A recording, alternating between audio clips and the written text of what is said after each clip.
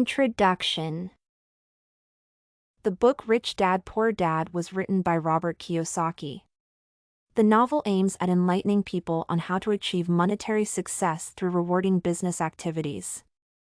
It draws insights from the lives of two fathers who have disparate personalities and perspectives of money. The author compares the principles, financial practices, level of accomplishment, and ideas of the two dads. The book focuses on various ways of building up wealth through investments as opposed to working for a small salary. Book report of Rich Dad Poor Dad. The book starts with the narrative of two fathers and the early life of Robert Kiyosaki and his childhood best friend, Mike. One dad, who is his biological father, is a highly educated man, employed, and poor, while Mike's dad is an accomplished businessperson with only an 8th grade. Throughout the novel, the narrator likens his poor dad to individuals who have become susceptible to the vicious cycle of wanting to achieve more significant milestones in life but fail because they lack financial literacy.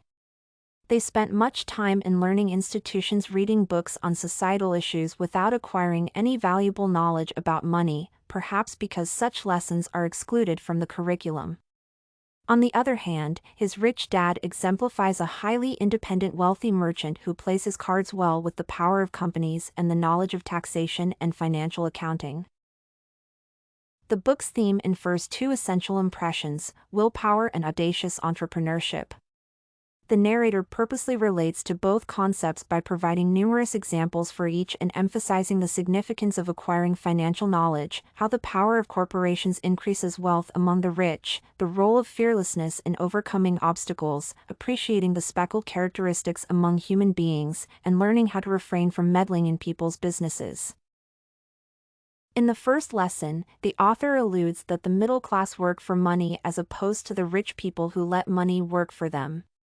The well-off father believes that individuals continue languishing in financial poverty because they do not understand this lesson. The author goes ahead to blame poor people for obliviousness, skepticism, and anxiety, among other characteristics that make them failures in life. A captivating twist arises when the author maintains that both fear and greed are catalysts to poverty. He states that poor people stay in job positions for a long time without realizing that their employers gain the most meaningful financial gains by allowing money to work for them. The second lesson illustrates the importance of acquiring financial literacy. The author tries to show the audience the relevance of the education acquired from real-life scenarios as compared to that gained from ordinary school settings.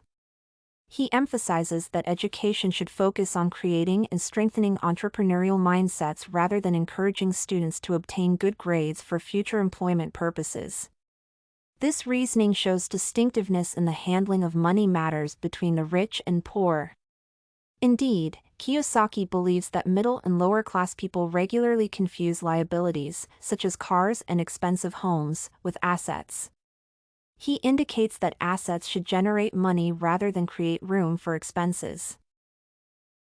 In Lesson 3, the author wants people to get out of the rat race and start thinking about creating and developing their establishments.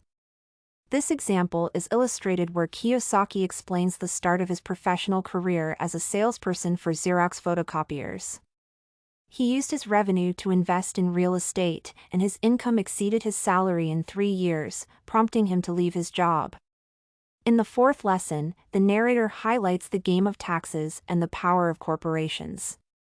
He maintains that the rich have the supremacy to shield themselves from various ridiculous taxes by establishing companies. Employees earn taxed money from these establishments, protecting the owners from heavy duties. Conclusion. The fifth lesson accentuates how the rich invent money through self-confidence. The author says, often in the real world, it's not the smart who go ahead, but the bold. This statement defies the notion that money comes along with more education, talent, or more contribution to society. He highlights changes that have defined wealth over time. The author states, land was wealth 300 years ago. So, the person who owned the land owned the wealth. Later, wealth was in factories and production, and America rose to dominance. The industrialist owned the wealth. Today, wealth is in the information. And the person who has the timeliest information owns the wealth. Although the art of making money is learned, many people have no time to acquire financial skills. The last lesson insists that people should work to learn and not to work for money. Kiyosaki explains how having a secure job was necessary for his poor dad. He was shocked by his low earnings, yet he was highly educated and talented. This lesson persuades people to expand their skill sets by getting out of their comfort zones and picking up some experiences in investment, sales, accounting, and law, among others. In a nutshell, the young Kiyosaki leaned towards the rich dad's money principles. Study Corgi can help you make your studies smarter. Visit studycorgi.com for more samples like this, study tips, and writing tools.